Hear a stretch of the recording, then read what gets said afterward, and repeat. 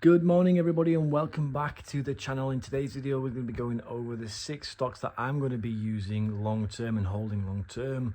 These are the types of companies that I think are going to do really well in the next 5, 10, 15 years down the line, whether that's through dividends or capital appreciation. So as you can see, these are the 6 stocks that I'm going to be holding long term, and basically, as you know, I am a big dividend investor, but I'm also very appreciative of that capital appreciation as well. If you're new around here, my name is Wealth in Progress and I upload a video every Sunday at 11 AM, just basically documenting my own personal journey, my own stocks and shares ISA account, and my goals. Basically everything that I want to achieve in the next 15 to 20 to 25 years down the line. I'm not a financial advisor, so I cannot tell you which stocks you cannot or can buy. Again, this is my own personal journey. These are the stocks that I personally like. And remember, when you are investing, your capital is at risk. So before copying somebody, make sure you do your own research first. Before I go into the reasons why I'm holding these stocks for a long time, I just wanted to go over my percentages, to how much I've got in my portfolio, and I guess just show you how many shares that I have in these individual stocks.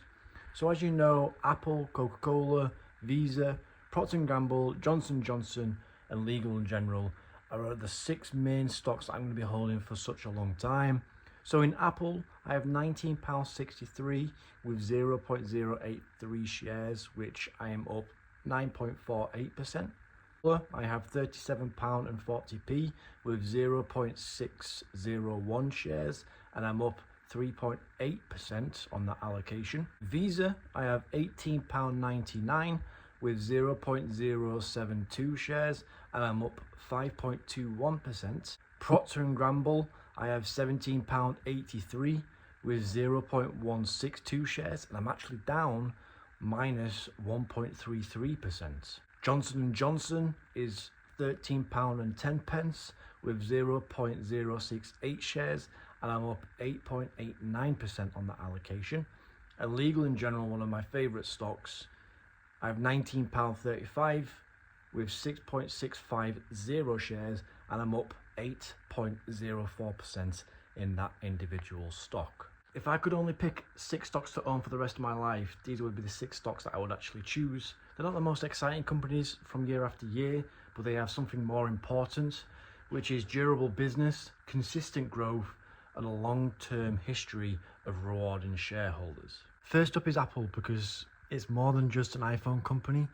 Apple has built one of the biggest and strongest ecosystems in the world, because at the end of the day, once a person has owned an iPhone, they're more than likely to be able to go out there and buy AirPods, an Apple Watch, or even subscribe to services like iCloud, Apple Music, or even Apple TV. And with that ecosystem, that creates incredible loyalty customers and generates a huge amount of recurring revenue. Apple also produces a huge amount of cash flow, which then allows them to be able to pay a dividend and buy back billions of dollars worth of its own shares every single year. The dividend might not be huge, but it has been consistently growing since 2012. Up next is Coca-Cola, and Coca-Cola is literally the definition of a forever business.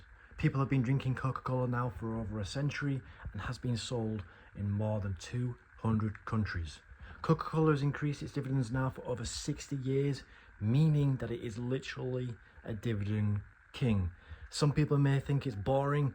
I think this stock is absolutely fantastic. It might not be able to give you millions of pounds overnight, but at the end of the day, this business is never going to go out of stock. It's never going to fail. And at the end of the day, if they're going to be increasing their dividends every single year, then I'm all for it. Now moving on to my third stock, and my third pick is actually Visa, and this is probably one of my favorite stocks, and hopefully long term I can continue contributing it and it can continue growing at a higher percentage in my portfolio. And Visa is probably one of my favorite businesses, just simply because it benefits every time someone chooses a card, digital payment instead of cash. The best part of Visa, they don't actually lend out money.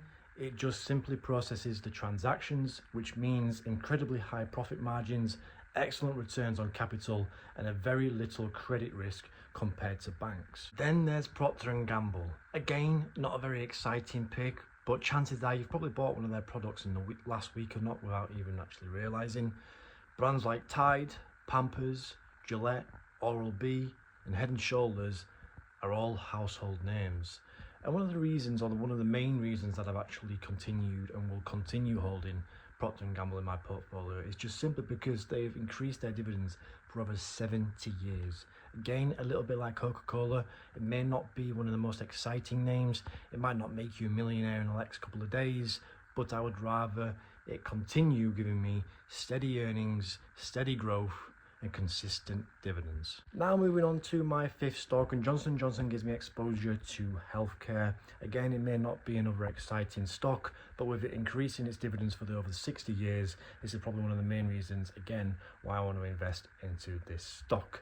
Like I just said, it exposes me to healthcare, which is a sector that I will only think will become more important as the population ages. The company has a diverse business across pharmaceuticals and medical technology, generating strong cash flow year after year. Healthcare demand doesn't disappear during a recession, which again is one of another reasons why I've added it into my stock, just simply because it has a great defensive holding. Now on to my last stock and my favourite stock in the UK, which is Legal & General.